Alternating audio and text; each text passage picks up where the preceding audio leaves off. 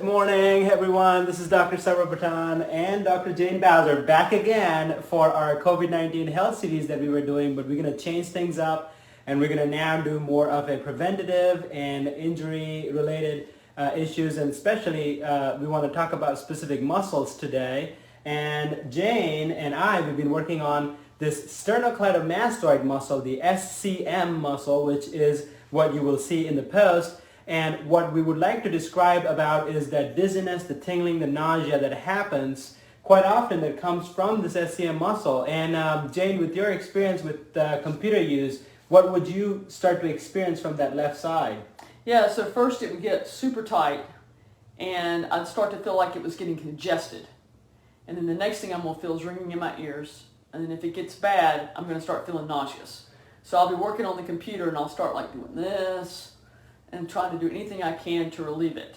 Yeah, and so we talked about how we can keep it from coming back, how we can keep it from getting too far that it's hard to control. And so the three important things that we've talked about is the release of the SCM, and we start with the actual butter knife. So you take the back of the butter knife, you put a little bit of cream on, and then you need to know the origin and insertion of the SCM muscle. So I'm going to bring the camera a little close and show on Jane's side of the neck that SCM, the name suggests it's a sternocleidomastoid muscle. And so the mastoid process is the side back of the ear process. It's a skull location, and so that's where the muscle starts. It goes in the front of the neck, and it goes all the way. This is the prominent location where you will see it on the sternum.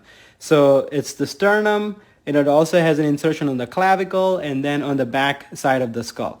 And so this is the muscle that you're trying to release.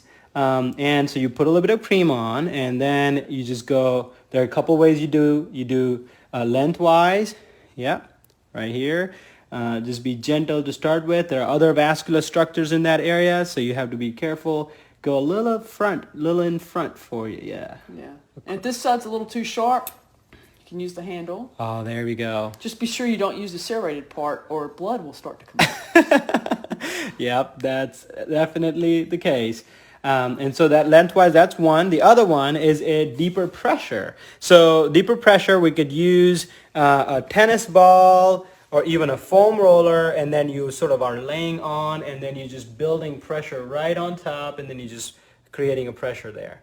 That's the second. And then the third is a contraction, an active contraction that you can do to help relieve it. So Jane, if you don't mind going on your back, and I'm going to borrow a pillow from the sofa here and have you on the back.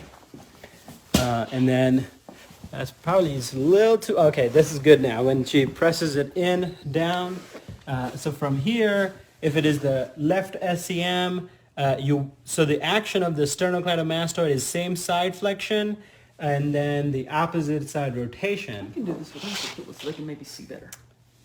There you go. I think that's a better angle. And so from here, you go, because the action is same side flexion, you go opposite side flexion, so you kind of turn the head to the other side. So slide the head to the right more than rotate. So there you go.